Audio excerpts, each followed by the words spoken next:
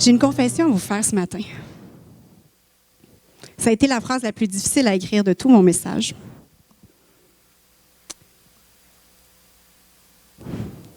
J'aime pas beaucoup les gens.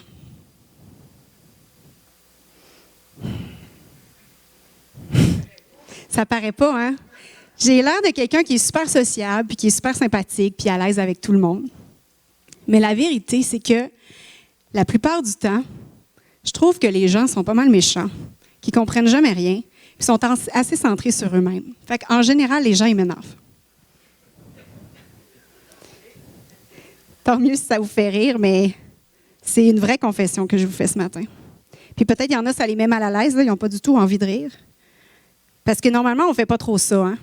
On n'avoue pas ce genre de choses-là dans un micro.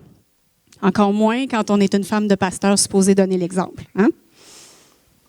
Puis pourtant, c'est la vérité, puis ça fait des mois que je sens que le Saint-Esprit veut que je vous le dise. C'est vraiment une lutte dans ma vie. Il y a quelques années, j'avais la responsabilité d'une équipe de travail et cette équipe-là me tapait royalement sur les nerfs. Puis j'étais incapable de les aimer, j'étais incapable de les encourager sincèrement, j'étais incapable de voir le meilleur en eux. J'étais sûre que ça se passerait mal, ça finirait mal, cette histoire-là. Et c'est à travers cette situation-là que le Saint-Esprit m'a montré l'état de mon cœur. Puis honnêtement, je me suis regardée, puis j'ai dit, voyons, je fais donc bien dur. Je suis à des années-lumière de ce que Dieu m'appelle à être. Alors, ce que j'ai fait,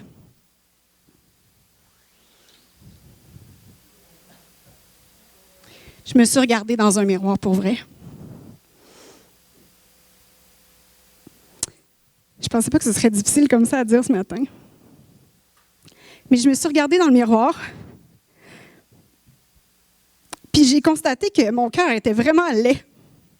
Puis que s'il n'y avait pas un miracle, je n'arriverais jamais à changer. Je serais incapable par moi-même. Alors, en me regardant, j'ai décidé de faire une prière au Seigneur. Puis j'ai dit, Seigneur, j'en ai pas vraiment d'amour pour les gens. Les gens, ils me tapent ses nerfs. Mais je sais que toi, tu les aimes, par exemple. Puis que tu m'appelles à faire comme toi. Alors, s'il te plaît, Seigneur, viens à mon secours parce que j'y arriverai pas. Je le vois, mon cœur, il est sombre, il est tortueux, il est orgueilleux. Seigneur, pardonne-moi, puis change-moi. Puis c'est quand j'ai commencé à faire cette prière-là que Jésus a commencé à me transformer pour vrai. Avant, je priais souvent, hein, mais ce que je priais, c'est « Seigneur, aide-moi à avoir plus de patience avec cette personne-là qui est assez insupportable, là, on s'entend. » Ou je disais « Seigneur, change-le, je suis plus capable. » Mais c'est drôle, mes prières étaient pleines de foi, là, mais ça ne donnait pas grand-chose. Est-ce que ça vous surprend? Sauf que le jour où j'ai commencé à admettre que c'était moi le vrai problème, à réaliser mon profond besoin d'être transformé, puis à crier à Dieu avec toute la transparence du monde sur mon état, ah ben là, il y a des choses qui ont commencé à changer. Alors ce matin, ce que je veux vous parler, c'est de la puissance de la vulnérabilité. De ce qui se produit quand on ose vraiment être vrai et parler honnêtement à Dieu et aux autres aussi, de ce qui se cache de plus laid au fond de nos âmes. Mon message, c'est un peu le message qui va clore la longue série de Jean-Matthieu, fils et filles du roi. Et tout au long de cette série-là, Jean-Matthieu a mis la lumière sur à quel point on était appelé à marcher la tête haute, à passer, vous vous souvenez, de chenille à papillon. Je le trouvais bien cute quand il faisait le papillon sur le stage. Il nous a parlé à quel point on devait saisir la vie riche et abondante que Dieu a pour ses enfants. Puis à quel point il fallait vraiment le comprendre, c'était crucial. On est aimé par Dieu profondément. Il nous a donné une identité royale et une mission glorieuse. Mais quand on a saisi ça, une fois que ça c'est vraiment solide au fond de nous, la prochaine étape, et seulement après, c'est possible d'être vulnérable, d'être honnête, d'être transparent devant Dieu et devant les autres. C'est vraiment important de saisir à quel point la vulnérabilité est nécessaire pour progresser. la puissance de la vulnérabilité, des fils et des filles du roi qui marchent la tête haute et confiants n'ont pas peur d'être humbles et vulnérables. Ils comprennent que dans le royaume de Dieu, la grandeur ne va pas, jamais, sans l'humilité. Puis la croissance et la maturité ne vont jamais sans la vulnérabilité. Donc, j'aimerais qu'on regarde ensemble différentes histoires de la Bible qui nous montrent pourquoi Dieu recherche des gens vulnérables. Et qu'est-ce qui se produit quand on accepte d'être honnête sur ce qui se passe au fond de nous? J'aimerais qu'on regarde un petit bout de l'histoire de Moïse d'abord, dans Exode 3 et 4. Vous connaissez sans doute l'histoire. Moïse, après s'être enfui dans le désert, passe de nombreuses années à s'occuper des troupeaux de son beau-père, en pensant peut-être que Dieu l'a complètement oublié. Mais un jour, alors qu'il se promène avec son troupeau, il se retrouve devant un buisson en feu qui ne brûle pas. Et il y a une sorte de voix un peu étrange qui sort de ce buisson puis qui lui confie une mission absolument surréelle, celle d'aller libérer les Juifs de l'Égypte où ils sont esclaves depuis 400 ans. C'est un méchant plan de kamikaze. On ne réalise pas à quel point c'est intense. Alors, on va lire ensemble dans Exode, un bout de Exode 3 puis un bout de Exode 4. Donc, au chapitre 3, verset 10, c'est Dieu qui parle. « Maintenant, va, je t'envoie auprès du Pharaon. Fais sortir d'Égypte mon peuple, les Israélites. » Moïse dit à Dieu, « Qui suis-je pour aller auprès du Pharaon et pour faire sortir d'Égypte les Israélites? » Dieu dit, « Je serai avec toi, et voici quel sera pour toi le signe que c'est moi qui t'envoie. Quand tu auras fait sortir d'Égypte le peuple, vous servirez Dieu sur cette montagne. » Moïse dit à Dieu, deuxième intervention, « Supposons que j'aille vers les Israélites et que je leur dise, « Le Dieu de vos pères m'a envoyé vers vous. S'ils me demandent quel est son nom, que leur répondrai-je? » Dieu dit à Moïse, « Je serai qui je serai. » Ou selon certaines versions, « Je suis qui je suis. » Et il ajouta, « C'est ainsi que tu répondras aux Israélites, « Je serai, ou je suis, m'a envoyé vers vous. » On va poursuivre au chapitre 4, verset 1. Moïse répondit, troisième intervention de Moïse, « Ils ne me croiront pas, ils ne m'écouteront pas, ils diront, « Le Seigneur ne t'est pas apparu. » Le Seigneur lui dit, « Qu'y a-t-il dans ta main? » Il répondit, « Je suis rendu, pardon. » Moïse dit au Seigneur, « Qu'y a-t-il dans ta main? » Il répondit, « Un bâton, pardon. » Il dit, « Jette-le par terre. » Alors, il le jeta par terre et le bâton devint un serpent. Moïse dit au Seigneur, quatrième intervention, « Pardon, Seigneur, mais je ne suis pas un homme à la parole facile et ce n'est pas d'hier, ni d'avant-hier, ni depuis que tu me parles à moi, ton serviteur. J'ai la bouche et la langue pesantes. » Le Seigneur lui dit, « Qui a donné une bouche à l'être humain? Et qui rend muet un sourd, voyant ou aveugle? N'est-ce pas moi, le Seigneur, YHWH? Maintenant va, je serai moi-même avec ta bouche et je t'enseignerai ce que tu devras dire. » On va s'arrêter ici pour le moment. Dans ce passage-là qu'on vient de lire, on assiste à une sorte de discussion, en fait, c'est pas une sorte, une discussion assez personnelle entre Dieu et Moïse. Et Moïse semble pas mal hésitant à se lancer dans la mission que Dieu lui confie. Puis dans bien des prédications, je l'ai entendu dans des livres, on a souvent reproché à Moïse de s'obstiner avec Dieu, puis de manquer de foi, hein? D'avoir même eu pas mal le culot d'oser se trouver des excuses à 4 reprises. Franchement, Moïse, come on, Dieu t'appelle. Mais moi, je ne vois pas du tout les choses de la même façon. Je pense plutôt que, oui, c'est vrai, Moïse a peur, mais que c'est pas mal normal d'avoir super peur face à une mission aussi suicidaire. Moi, j'aurais les genoux qui claquent, vraiment, si Dieu m'apparaissait soudainement dans mon jardin et me disait « Priscille, tu vas aller voir le président des États-Unis à la Maison-Blanche, puis tu vas lui dire de donner tout le territoire des États-Unis au Canada. » Ça se pourrait que j'aie 2-3 questions à poser à Dieu, hein? Que je partage avec lui ma petite anxiété. Non, pas vous? Puis mon exemple est à peine exagéré, hein, parce que si on se remet dans le contexte, l'Égypte, c'est la grande puissance mondiale de l'époque. Puis le pharaon, il est pratiquement considéré comme un dieu.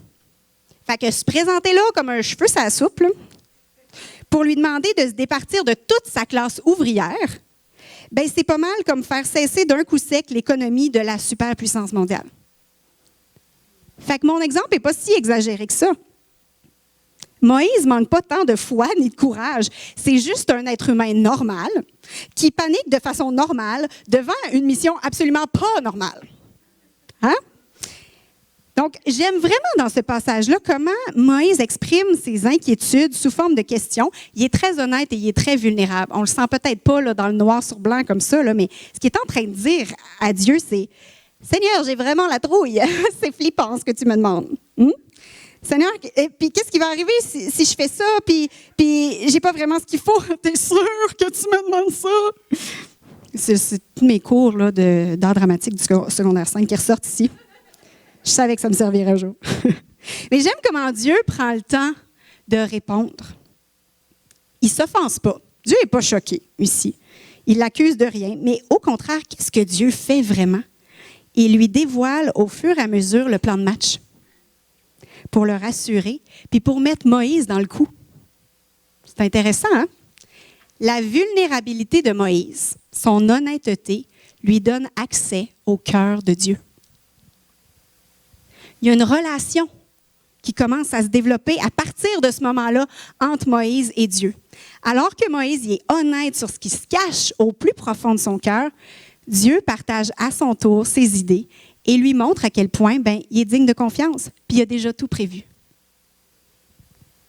Quand on arrête de faire semblant avec Dieu, d'essayer d'avoir l'air d'un bon chrétien spirituel qui l'a l'affaire, mais qu'au contraire, comme Moïse, on commence à lui avouer pour vrai nos plus grandes peurs, à lui montrer nos plus grandes failles, les blessures non guéries qui sont encore là, les coins les plus sombres qu'on a cachés depuis longtemps au fond de nous. C'est drôle comment on peut découvrir que Dieu veut s'ouvrir à nous, lui aussi. Puis il veut nous dire qu'il y a un plan de match pour prendre soin de notre problème avec amour. Il a déjà tout prévu. Dieu veut une relation vraie avec nous. Il n'a jamais été intéressé par les faux semblants, les apparences de foi et de spiritualité. Il se dévoile à ceux qui se dévoilent. C'est comme ça que Dieu est. Mais souvent, on n'ose pas. Puis si on vous a enseigné là, que Moïse, il n'y a pas de bon sens de s'obstiner comme ça avec Dieu, ça se peut que votre théologie vous dise que Dieu ne supporte pas trop les imperfections. Il n'aime pas les défauts, au point où il détourne le regard. Est-ce que votre théologie vous a dit ça parfois? Si c'est le cas, ça se pourrait que ça ne vous donne pas envie d'admettre vos zones d'ombre. Ça se pourrait que ça vous donne envie de fuir, puis de faire semblant, puis faire montrer à tout le monde que tout va bien. Ça se peut que vous connaissiez la suite de cette histoire-là. Peut-être que vous dites, Priscille nous cache un bout de l'histoire. Elle va-tu en parler? Il y a une suite à cette histoire-là, au buisson ardent. Parce que Dieu finit par se fâcher. C'est vrai. Je n'ai pas oublié ce bout-là de l'histoire, on va le lire ensemble. C'est au chapitre 4, verset 13. Moïse dit, « Pardon, Seigneur, je t'en prie, mais là, envoie quelqu'un d'autre, qui tu voudras. » Alors le Seigneur se mit en colère contre Moïse. Il dit, « N'y a-t-il pas Aaron, ton frère le Lévite? Je sais qu'il parle facilement. D'ailleurs, il vient lui-même à ta rencontre. Quand il te verra, son cœur se réjouira. Tu lui parleras et tu mettras des paroles dans sa bouche. Moi, je serai avec ta bouche et avec sa bouche, et je vous enseignerai ce que vous devrez faire. » Ben oui, Dieu, il se met en colère. Mais j'aimerais suggérer qu'il y a une différence entre les 4 questions de Moïse qu'on a vues un peu plus tôt et son intervention juste ici, sa 5e réponse à Dieu. Dans les 4 premières questions qu'on a vues tout à l'heure, Moïse expose son cœur et ses inquiétudes. Puis ça se passe bien. Mais il en vient ici, 5e intervention, à dire finalement qu'il ne veut pas obéir. Ah là, c'est différent. C'est même très différent. C'est pas d'exposer l'état de notre cœur le problème. Ça n'a jamais été le problème. Dans toute la Bible, on en voit des gens brisés qui exposent que ça ne va pas. Ça n'a jamais été un problème pour Dieu. Nommer nos peurs, nos doutes, exposer nos péchés, parler de nos blessures et notre manque de pardon, Dieu est ultra à l'aise avec ça. Mais la désobéissance, c'est là que ça coince avec Dieu. C'est vraiment important de comprendre la nuance. Sinon, vous risquez de continuer à cacher vos bébites, alors que depuis longtemps, il vous invite avec plein d'amour à ouvrir vos placards, puis à exposer vos squelettes, pour qu'il vous aide avec joie à faire le ménage. Donc, notre vulnérabilité permet des échanges cœur à cœur avec Dieu. Mais c'est aussi, deuxième chose, la porte d'accès pour découvrir les glorieuses solutions de Dieu pour une transformation et une libération dans nos vies. On vient de voir l'histoire de Moïse. J'aime aussi tellement les histoires où Jésus, dans les évangiles, guérit les gens et change leur vie à jamais. Ça a dû être vraiment incroyable d'assister à ça. J'ai l'impression des fois je manque d'imagination pour saisir à quel point c'était puissant. Mais avez-vous déjà remarqué en lisant les évangiles que Jésus, il court jamais après personne? C'est vrai qu'il voyage, là, mais il court jamais après personne. Non seulement il guérissait ceux qui venaient à lui, mais surtout ceux qui demandaient. Jésus n'a jamais rien imposé là, à faire comme la Reine des Neiges, là, à distribuer avec sa baguette magique là, des miracles à tout le monde. « Ah, toi, au fond, tiens, sois guéri. » Jamais Jésus a fait ça. Jamais. Fouillez dans les 4 évangiles, vous ne verrez pas ça. Il donnait à ceux qui voulaient recevoir. Et donc, j'ai fouillé, j'aurais pu choisir plusieurs histoires pour l'illustrer, mais je vais prendre un exemple. Cette fois-ci dans Matthieu 20. On va lire Matthieu 20, versets 29 à 34. Lorsqu'ils sortirent de Jéricho, c'est Jésus qui se promène avec ses disciples, une grande foule le suivit.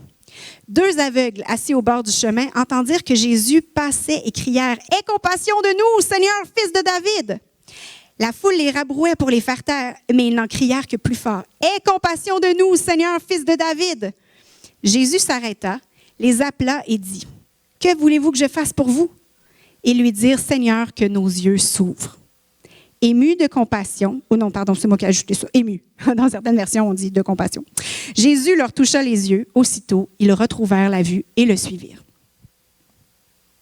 C'est intéressant ici, dans cette histoire, comme dans plusieurs autres, Jésus prend la peine de demander « Que voulez-vous que je fasse? » Puis là, si on était là, on aurait peut-être eu envie de dire « Come on, Jesus! » C'est comme évident, là, les 2 autres aveugles, allô? Jésus savait, là. Lui non plus, il n'était pas aveugle.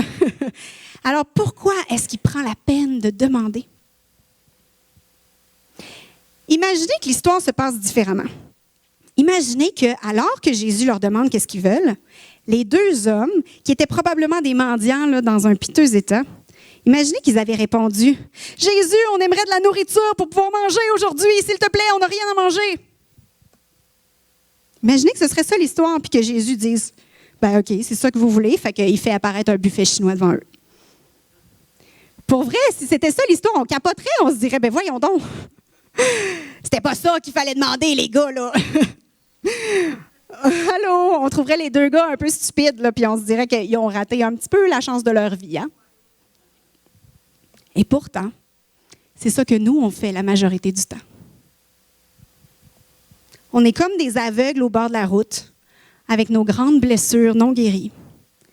Puis alors que Jésus nous demande avec compassion chaque jour, « Qu'est-ce que je peux faire pour toi? » Parce qu'il veut venir à notre secours, il peut. Il veut le faire avec joie. Mais nous, ce qu'on lui répond un petit peu chaque jour, on lui parle de notre petit bobo en surface là, qui nous dérange un petit peu. On est game de demander juste pour le buffet chinois, alors qu'on aurait besoin d'être guéri de notre infirmité.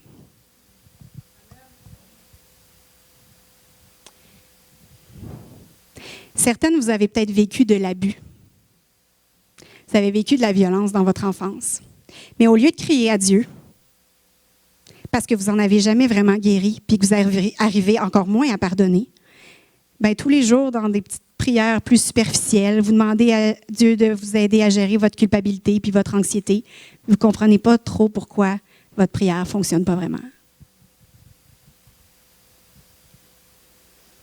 Certains, vous luttez avec des problèmes de gestion d'argent, des problèmes peut-être avec la nourriture, avec l'alcool, d'autres dépendances cachées que personne ne sait. Mais au lieu de vous regarder dans le miroir,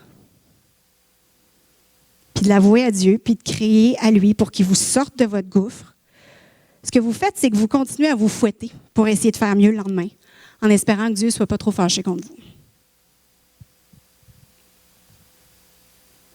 Certains, vous êtes souvent en colère. Vous n'avez pas de maîtrise de vous. Ou peut-être que vous êtes ici ce matin, votre couple est au bord de l'explosion. Mais au lieu de vous regarder dans le miroir pour voir qu'est-ce qui cloche chez vous, vous reprochez tout à tout le monde. C'est la faute de votre conjoint. c'est la faute de votre pasteur ou votre père ou votre mère pour votre enfance difficile. Mais c'est vous que Dieu veut changer. Si seulement vous osiez demander, vraiment, et reconnaître que vous n'y arriverez jamais par vous-même, et encore moins en continuant de faire semblant. Dans le passage de Luc qu'on vient de lire, j'aime vraiment un élément, je ne sais pas si vous avez remarqué, c'est au verset 34, après que les deux aveugles aient dit « Seigneur, que nos yeux s'ouvrent », qu'on voit que Jésus a été ému de compassion. Jésus n'a pas été ému de compassion en voyant les deux aveugles et leur état, sinon on l'aurait dit au verset 31 ou 32.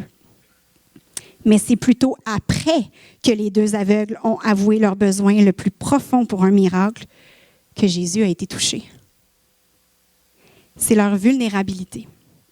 C'est leur capacité de demander, puis de reconnaître leur besoin d'un sauveur. C'est ça qui a touché Dieu, qui a touché Jésus, et Dieu aussi. Ça n'a pas fait fuir Jésus, ça l'a attiré. Puis ça a laissé toute la place pour une vraie guérison profonde. Mais pourquoi nous, on lit ce genre d'histoire-là, puis on continue d'imaginer que Jésus est dégoûté par nos imperfections puis nos coins sombres? Pourquoi on continue de penser ça, nous? C'est pas ça que la Bible nous montre. Confesser nos besoins, nos défauts, c'est essentiel dans notre marche avec Dieu. Pas parce que Dieu a besoin de l'information, là. Il sait déjà tout. Il connaît tous vos squelettes dans votre placard. Il les connaît toutes. Mais ce qu'il veut, c'est que nous, on soit prêts à les ouvrir, nos placards, puis qu'on veuille vraiment qu'il nous aide à faire le ménage. Dieu, il est gentil, il ne nous force pas. Nous, on l'invite dans notre salon. Ça sent mauvais à l'étage, mais « Oh non, je ne voudrais pas offenser Jésus, fait que je ne le laisse pas monter à l'étage. » Mais partout dans le Nouveau Testament, on voit ce sont ceux qui reconnaissent qu'ils sont brisés et vulnérables, qui expérimentent une véritable rencontre cœur à cœur avec Jésus. Et juste au cas où vous n'êtes pas encore sûr que la vulnérabilité, c'est une qualité vraiment nécessaire à développer, ou que, en fait, vous comprenez, mais ça vous fait vraiment peur, j'aimerais vous dire que Jésus lui-même a été le modèle ultime de vulnérabilité dans la Bible. Et ça se passe dans le jardin de Gethsémani, alors qu'il sait qu'il va bientôt souffrir atrocement et qu'il va mourir. Et qu'est-ce qui se passe à ce moment-là? Est-ce que Jésus joue le gars super fort puis spirituel? Là? Excusez, moi, je suis le Fils de Dieu. J'ai pas peur de la mort, je vais ressusciter dans 3 jours. Non, c'est pas ça, pas en tout qui se passe. Nous, c'est ça qu'on fait souvent. Il se passe quelque chose dans nos vies. Non, j'ai pas peur, j'ai la foi, tout va bien. Jésus est bon, il va s'en occuper. On a peur de faire mal paraître Dieu, d'avoir l'air pas assez spirituel en disant pas que ça va pas. Mais dans le passage qu'on va lire, Jésus est torturé par l'angoisse. Et il ne se retient pas pour l'exprimer devant ses disciples. Même si ça pourrait faire freaker les disciples. Ça se passe dans Matthieu 26. On va lire les versets 36 à 39, puis le verset 42 et le verset 44. Là-dessus, Jésus arrive avec eux au lieu dit Gethsémani et dit aux disciples, « Asseyez-vous ici pendant que je m'éloignerai pour prier. » Il prie avec lui. Il n'est pas parti seul. Pierre et les 2 fils de Zébédée.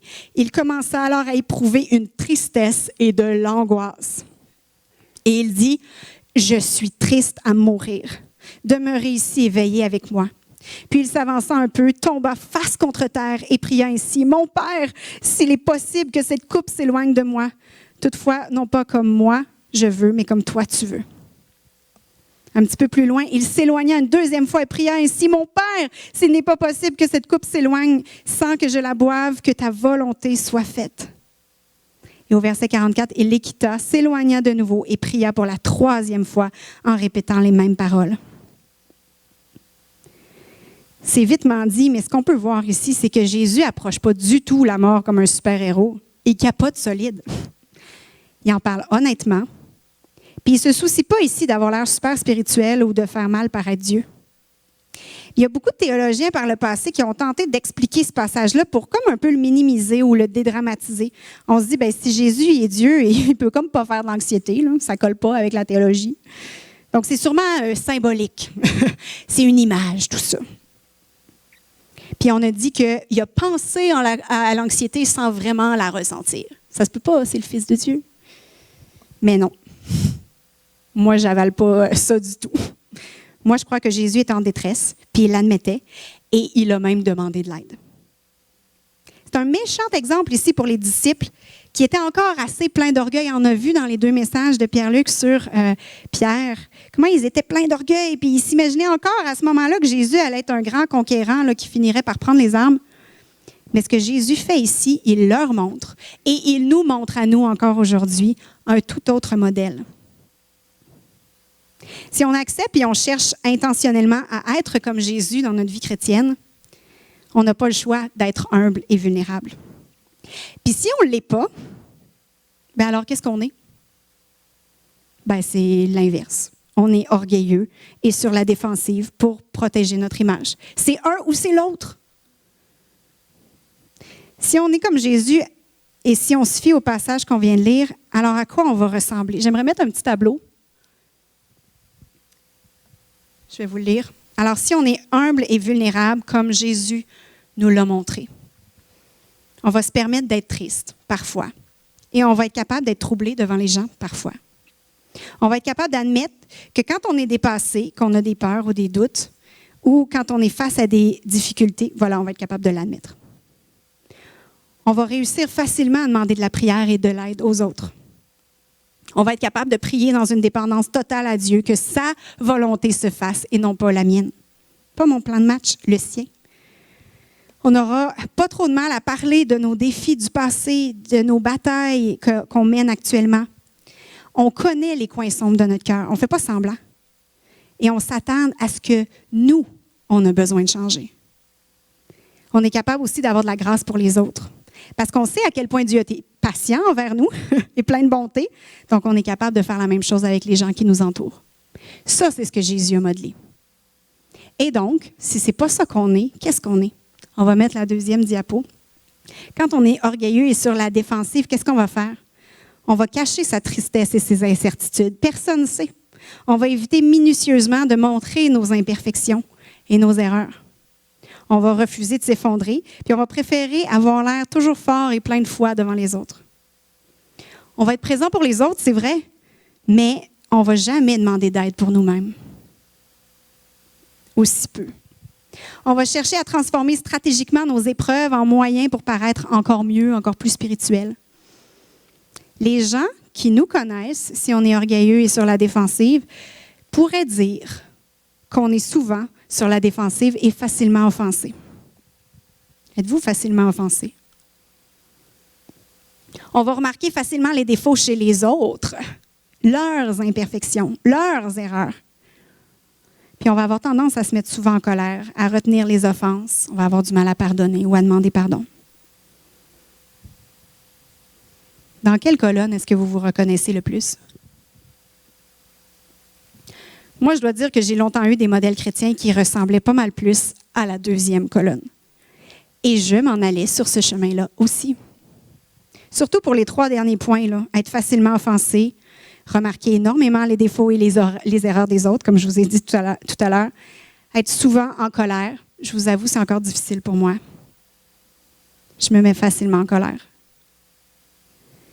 Mais quand par miracle, j'ai constaté que je n'avais pas beaucoup d'amour, puis que mon attitude envers les gens était l'inverse de celle de Jésus, quand je me suis reconnue dans cette 2e colonne-là, ouf, ça a fait mal. Je vous ai parlé du miroir tantôt. Je vais vous dire, quand j'ai vu l'état de mon cœur, quand je me suis regardée dans le miroir, j'aurais pu refermer la porte que je venais d'entrouvrir. J'ai vu mon cœur, j'ai vu à quel point c'était laid. J'étais vraiment pas fière. J'aurais pu refermer la porte. J'ai vu dans le miroir toutes les fois où j'avais jugé les mamans à cause du comportement de leur enfant en me disant que moi, je ferais tellement mieux. J'ai vu toutes les fois où je voyais quelqu'un commettre un péché, commettre une erreur en me disant que moi, je n'étais pas comme ça, j'étais bien plus spirituelle. Merci Seigneur que je ne suis pas comme cette personne-là. J'ai vu dans le miroir toutes les fois où j'ai regardé les gens de haut parce qu'ils n'avaient pas autant d'éducation que moi, ils n'étaient pas autant impliqués à l'Église que moi. J'ai vu à quel point mon cœur était malade d'orgueil puis rempli de jugement. J'aurais pu refermer la porte puis enterrer ça encore plus profond parce qu'il y avait beaucoup de jobs puis c'était franchement gênant. Mais merci Seigneur je ne sais pas par quel miracle, j'ai réussi à crier à lui pour qu'il me délivre de moi-même. J'aime beaucoup plus les gens, sincèrement, aujourd'hui. C'est pas toujours facile, mais je constate que j'ai fait du chemin, puis que j'ai tendance à avoir beaucoup plus de compassion spontanément que de juger les gens. C'est juste le Seigneur. C'est juste le Seigneur, c'est pas moi. J'aurais pu aussi pas vous en parler. Tu sais, vivre tout ça avec Dieu honnêtement, mais pas nécessairement en parler ici. J'aurais pu pas raconter non plus, vous savez, pour celles qui étaient là, les aspects vraiment pas chics de mon témoignage au mois d'avril au ministère des Femmes. J'ai raconté des choses qui se disent pas bien. Je pourrais continuer d'avoir l'air parfaite avec mes petits talons hauts, là, mes petites robes, une belle garde-robe de robes que j'aime bien. Sourire tous les dimanches matins. Être une bonne petite femme de pasteur comme on les imagine puis comme on les aime. Là. Ils font pas trop de bruit, sont super spirituels, sont accomplis dans tous les domaines. Tu sais, une bonne épouse, une bonne mère, les ongles toujours faites, la belle mise en pli. Je pourrais jouer ce rôle-là. C'est facile, j'en vois qui font ça. Je pourrais. Mais qu'est-ce qui arrive si je fais ça? Qu'est-ce qui se passe si je me mets à jouer cette game-là avec vous? Qu'est-ce que ça va produire? Est-ce que tout le monde va se dire « Ah, soyons comme Priscille, j'ai tellement envie d'être comme elle! » C'est pas ça que ça va faire. Nos images de perfection dans l'Église, notre image de super spiritualité, de « j'ai toujours la foi, j'ai toujours les bonnes réponses dans tous les quiz bibliques », ça attire pas les gens, ça les fait fuir. Pourquoi? Parce que les standards sont trop hauts. C'est impossible à atteindre. Les gens se sentent comme des déchets en présence de personnes parfaites. C'est pour ça que je choisis de ne pas jouer cette game-là. Ce ne serait pas moi, puis ça rendrait service à personne. Nos églises ont des listes immenses de noms de personnes qui se sont pointées à nos réunions, attirées par l'amour et la compassion de Jésus malgré leurs défauts. Mais là, ils ont vu des chrétiens parfaits. Puis ils se sont dit, aïe, aïe, moi, je ne serai jamais à la hauteur. Là. Fait qu'ils sont repartis. Jésus, c'était hot. Il avait l'air de m'accepter malgré mon passé. Là. Mais les chrétiens, moi, je ne suis pas capable d'être comme ça. Là. C'est le dernier point que je vais amener ce matin. À être totalement vulnérable devant Dieu, lui donner nos blessures les plus laides puis nos péchés les plus horribles, c'est absolument nécessaire. Mais être capable d'être vulnérable devant les autres, c'est un pas de plus, ça. Être capable de dire à des gens qu'on a des luttes, qu'on a des combats, avouer qu'on est en cheminement puis qu'on a besoin d'aide, c'est aussi à ça qu'on est appelé comme chrétien, comme Église. C'est pas juste la job du pasteur là, puis de sa femme un peu trop transparente, là, ça nous met mal à l'aise. Question de faire des bons sermons touchants là, qui vont être percutants. C'est pas juste notre job à Jean-Mathieu et moi. C'est la job de chacun d'entre nous. Pourquoi?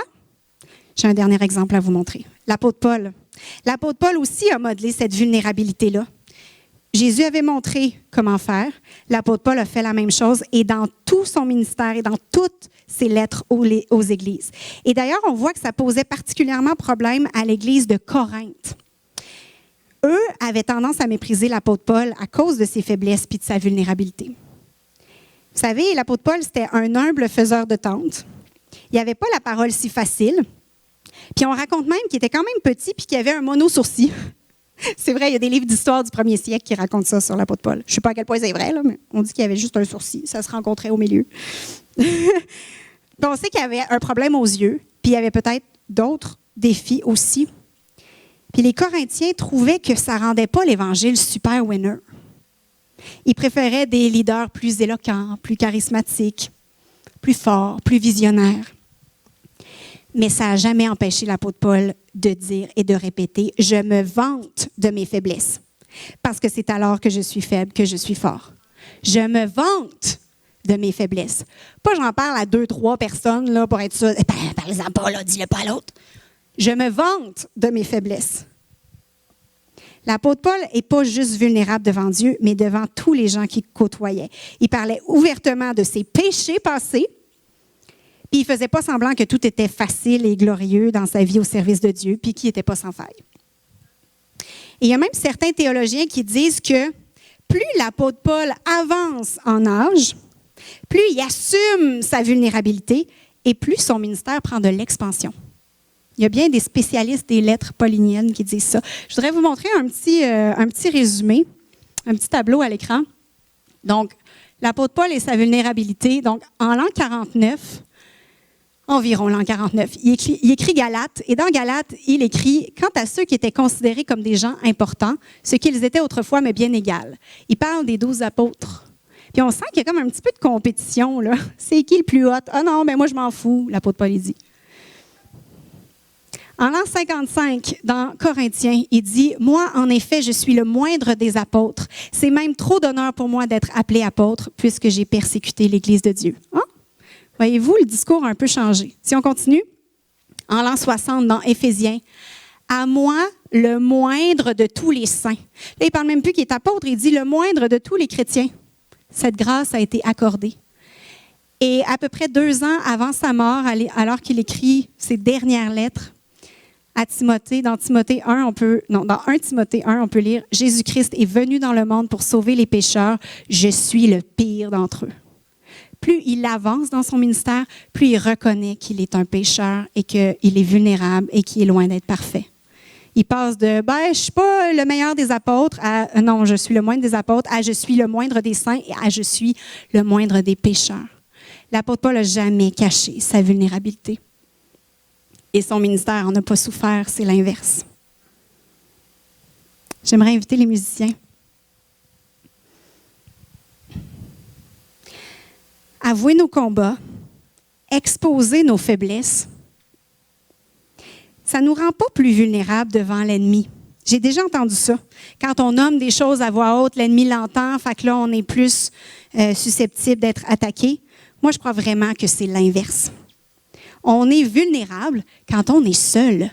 Ça, c'est une tactique de l'ennemi de nous isoler avec nos bébites. Mais quand on commence à en parler, quand on s'ouvre, qu'on admet qu'on roche un peu, ça permet de trouver de l'aide, ça permet de trouver du support, de la compassion et donc d'être moins à risque pour l'ennemi. Avouer nos combats, exposer nos faiblesses, ça ne nous conduit pas non plus au rejet des autres. Je ne dis pas que ça arrive jamais, là. Mais en général, au contraire, ça crée des relations qui sont plus vraies. Ça crée des connexions plus profondes avec les gens qui vivent des défis justement semblables, puis qui, en entendant nos histoires, voient qu'ils sont normaux, puis qu'il y a de l'espoir. On peut aimer Jésus, puis on peut rocher dans certains aspects de nos vies encore. Admettre ces défis, ce n'est pas un signe de faiblesse ou de manque de foi ou de confiance en Dieu. Sinon, Jésus n'aurait pas fait ça. Sinon, l'apôtre Paul n'aurait jamais fait ça. Au contraire, c'est un signe de très grande force. Pourquoi? Parce que d'admettre qu'on est faible, ça prend infiniment plus de courage pour dire qu'on a besoin d'aide puis de se laisser aider par les gens. Ça prend énormément d'humilité pour dire que tout n'est pas parfait. Voyez-vous que c'est une force d'être capable d'admettre nos coins sombres? Dans le royaume de Dieu, c'est l'inverse du royaume de ce monde. L'humilité, c'est une très grande force. Et la Bible dit à tellement de reprises, j'ai un petit échantillon pour vous à l'écran, que Dieu résiste aux orgueilleux, mais il fait grâce aux humbles. Et ça, là, c'est juste quelques exemples. C'est difficile de le manquer dans la Bible, sinon vous ne lisez pas la même Bible que moi. On doit changer notre mentalité. Dieu cherche des gens qui sont capables d'être honnêtes et vulnérables. Pas ceux qui ont l'air forts puis super spirituels en apparence. Pas du tout. Quand on a le courage d'être faible, d'être vulnérable, il y a une autre chose aussi. Ça montre aux gens comment suivre eux-mêmes le chemin de la vulnérabilité pour qu'à leur tour, ils apprennent à être vulnérables devant Dieu afin d'être transformés. Le miroir est pour vous ce matin. Je l'ai pris pour moi. Je ne vous le demanderai pas si je ne l'avais pas fait pour moi. Puis je continue de le faire. C'est un exercice difficile, mais je vous offre le miroir ce matin. Quel aspect de ta vie a besoin d'être mis en lumière? Quelle partie de toi souffre qui n'a pas encore été placée honnêtement devant Dieu? Est-ce que si tu regardes au fond de toi, c'est vrai qu'il y a peut-être un bout de ta théologie qui t'empêche de voir Dieu comme un Père plein de grâce qui va t'accueillir avec tes pires erreurs et non pas te rejeter avec mépris? Peut-être que tu as besoin d'être enfin courageux ce matin, devant Dieu, peut-être même devant certaines personnes, et d'admettre qu'il y a quelque chose qui ne va pas. Ça se peut que tu ne saches pas du tout par où commencer. Parce que tu n'as tellement pas appris à nommer tes émotions puis tes blessures, tu as tellement appris à les enfouir puis à ne pas les regarder en face, que tu n'es même pas capable de les nommer. Mais alors, tu as besoin de demander à Dieu de t'aider à reconnecter avec tes émotions, puis à être capable de voir qu'est-ce que tu as ignoré, qu'est-ce que tu as enfoui trop longtemps. Peut-être que tu as besoin d'arrêter de rejeter le blâme sur les autres. Puis enfin, toi, te regarder dans le miroir pour constater l'état de ton cœur et crier vraiment à Dieu. Peut-être que tu l'as déjà fait un peu devant Dieu, mais que le Saint-Esprit est en train de te dire ce matin que tu es rendu à la prochaine étape de le faire devant les hommes.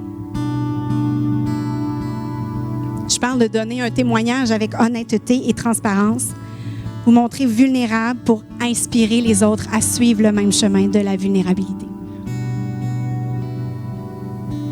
J'aimerais vous appeler à faire 2 choses ce matin. Il nous reste encore du temps, il ne fait pas très beau dehors. Je sais que personne n'est pressé. Il n'est même pas 11 heures. Si le Saint-Esprit vous parle ce matin, j'aimerais vous proposer de faire un pas de vulnérabilité. J'aimerais vous proposer de vous avancer en avant. Je sais que ça demande la vulnérabilité. Pour certains, on ne s'avance jamais en avant pour un appel. « Hey, qu'est-ce que les autres vont dire? Qu'est-ce qu'ils vont penser de ce que je suis en train de vivre? » Peut-être que vous avez besoin de faire ce pas-là ce matin. Faire un pas de foi en vous présentant devant Dieu pour ouvrir le placard où ça sent mauvais depuis longtemps. Je ne viendrai pas nécessairement prier avec vous pour vous demander là, qu'est-ce qui ne va pas et que vous soyez obligé de me le dire. À moins que vous me fassiez un signe puis vous me dites que vous avez besoin de prière, je vais vous laisser venir à l'avant puis être devant Dieu. On va chanter un chant à 2-3 reprises. Puis ensuite, une fois l'appel terminé, j'aimerais qu'on ouvre les micros. Si vous sentez que vous êtes rendu à cette étape-là, j'aimerais vous inviter à venir partager avec vulnérabilité ce que Dieu a fait par le passé avec un de vos placards. Ça va en inspirer d'autres. Racontez comment il a transformé un aspect sombre de vous. Mais peut-être vous êtes rendu là. Personne ne vous force la main, mais peut-être vous pouvez venir partager une lutte que vous vivez en ce moment. Puis on va pouvoir prier avec vous, puis vous supporter dans ce que vous vivez, parce qu'on est une Église qui honore la vulnérabilité, qui ne s'attend pas à ce que personne soit parfait, mais que alors qu'on a du courage pour partager ce qui ne va pas, on vous supporte, on vous soutient, on vous aime, on vous honore, puis on continue de voir le meilleur en vous. C'est le cœur de Jésus, c'est le cœur de Jean-Mathieu et moi aussi.